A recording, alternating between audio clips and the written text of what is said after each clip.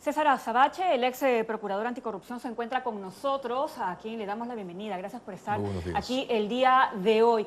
Hay una sensación de que todas estas denuncias, sobre todo por el lado de Kenji Fujimori contra su hermana Keiko, pareciera de que están siendo como utilizadas políticamente, ¿no? Porque él ahora aparece como el que va a presentar las pruebas para poder colaborar en la investigación que se está haciendo por el tema de los aportes de Odebrecht, en el caso de Fuerza Popular.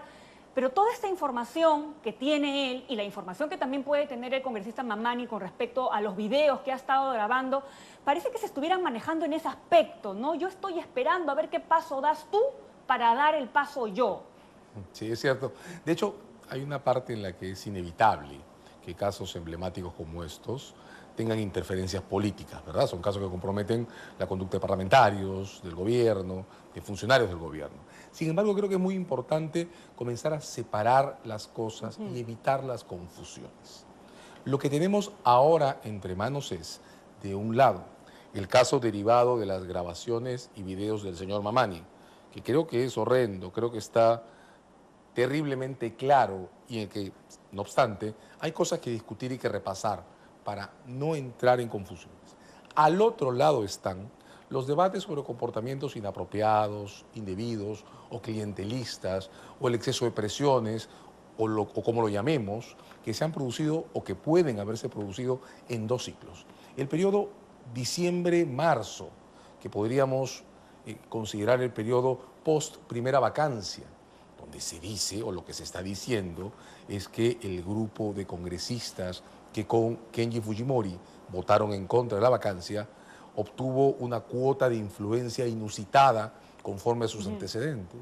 Y esta denuncia de Kenji Fujimori sobre algo semejante, la cuota de influencias o capacidad de presión que podría haber acumulado la mayoría en el Congreso en el periodo anterior, hasta diciembre del año pasado. Bueno, estas son dos maneras de ver las cosas que tienen que mantenerse y revisarse por separado y sin conexión alguna con el caso de los audios y videos de Mamani, porque representan acusaciones políticas sobre el modo de manejar las relaciones ejecutivos parlamentarios, que pueden conducir, por supuesto, a observaciones por conductas inapropiadas, poco transparentes o desleales, pero que seguirán moviéndose dentro del ámbito de lo estrictamente político, salvo que la Contraloría llegue a encontrar verdaderas evidencias de fraude.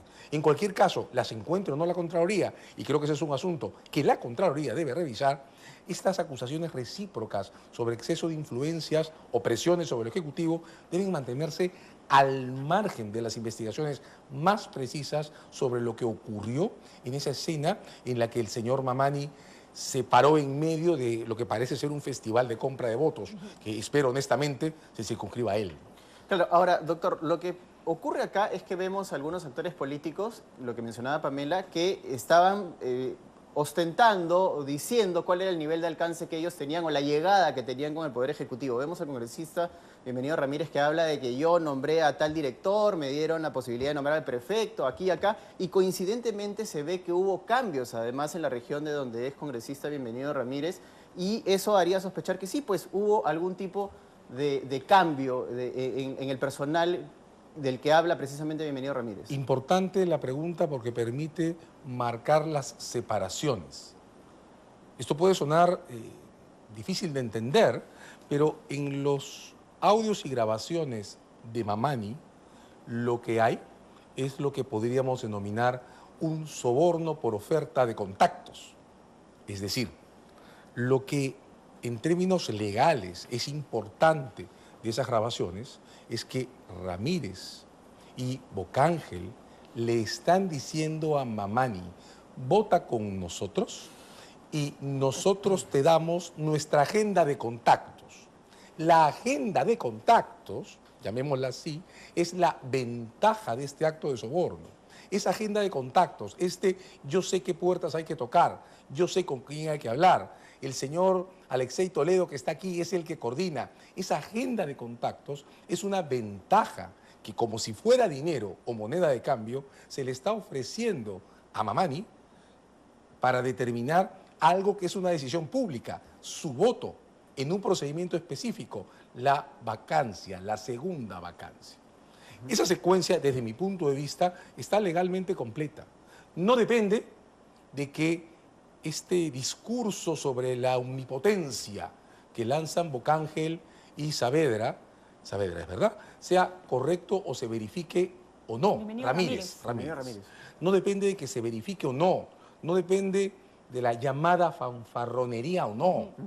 En el momento en que se ofrece el contacto, se soborna. Que después de eso le hayan contestado o le hubieran contestado el teléfono Mamani o no, es totalmente circunstancial. Es como si en este momento... Pero sí le contesta, porque tenemos el audio Mamani. Exacto, exacto. Pero lo que le contestan es el acceso al Ejecutivo y a la reunión en Palacio. No hay... La historia no llega hasta obras públicas, ¿verdad? Si esto hubiera sido un caso desarrollado en términos estables institucionalmente, lo que un fiscal promedio hubiera hecho habría sido intervenir los teléfonos de todos y dejarlos avanzar. Así sean funcionarios públicos. Dejarlos avanzar, en una suerte de entrega controlada hasta el momento en que logren un verdadero acuerdo de sobornos criminal por una obra pública y ahí detenerlos a todos en flagrancia. O dejarlos avanzar, por lo menos, hasta el voto de Mamani o hasta que se encuentren otras personas e intervenir en flagrancia.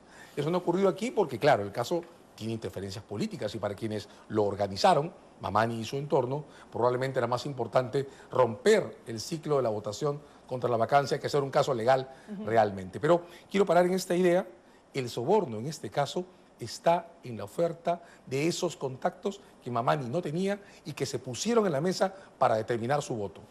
Lo demás es el antecedente, es decir, es la historia posible de la mayor influencia relativa que los llamados Avengers pueden o no haber obtenido, no por la segunda vacancia, sino después de haber protegido a Kuczynski en la votación de la primera vacancia. Noten que en el orden de las cosas, y aquí el orden en el que se ensamblan los elementos es muy importante, lo que haya pasado después de diciembre es la consecuencia de la mayor influencia política que estos congresistas obtuvieron luego de respaldar al presidente. ¿Y todo eso es comprobable? Pero por supuesto, digamos, de hecho ya incluso los periodistas de investigación, supongo que la Contraloría de Fiscalía también, deben estar armando listas de designaciones, de proyectos, de singularidades que puedan haber ocurrido en la lista o en la relación de transferencias de partidas que puedan haberse armado, tratando de ver si calzan o no con alguna influencia ilegal. Si calzan, pues podrá haber delitos que habrá que revisar individualmente, uno por uno, caso por caso. Si no calzan, pues entonces lo único que hemos tenido es la imagen, desde mi punto de vista, inapropiada, pero moviéndose solo en el terreno de lo político, de un exceso de influencia personal que no corresponde a las formas democráticas. Pero digamos, si se comprueba de que efectivamente después de la primera votación por la vacancia en la que los Avengers salvan al expresidente Kuczynski, han recibido algún tipo de beneficio, ¿podríamos estar hablando de un esquema de compra de votos de una organización criminal? Por supuesto. Por eso igual, yo usaría la palabra organización criminal, pero eso igual las dos historias, la que va de diciembre a marzo, tiene que ser investigada. Y la anterior a diciembre, que Kenji Fujimori ha denunciado, tiene que ser investigada, porque hay que revisar si en efecto dentro de esos periodos hay o no hay verdaderos casos de corrupción que se deslizan más allá de lo que las conductas políticas, por más inapropiadas que sean, hacen uso, comillas, tolerable. Pero ahí hay que mirar caso por caso y, de nuevo, no hay que confundir esas historias con la historia o la historia de los videos y audios de Mamani, que son cosas distintas. Ahora, doctor, el uso precisamente político de estos audios y videos que se fueron soltando además de cuentagotas, porque primero salen los videos y hace esta conferencia de prensa Fuerza Popular y al día siguiente, un poco para presionar precisamente la renuncia de Pedro Pablo Kuczynski, salen estos tres últimos audios que terminan siendo fulminantes. ¿No contamina de cierta manera la prueba, el audio, el video como prueba? Las grabaciones en sí mismas no, pero hay dos detalles que son importantes. Lo primero es que lo que hemos visto son imágenes recortadas. Ese recorte no afecta a la evidencia si la evidencia llega a la Fiscalía, como la Fiscalía la está reclamando completa. La edición se entiende porque en medio de todas estas interferencias políticas el caso ha sido preparado en una dimensión comunicacional, no legal. Ha sido preparado para ser presentado ante todos, no para ser entregado a la Fiscalía.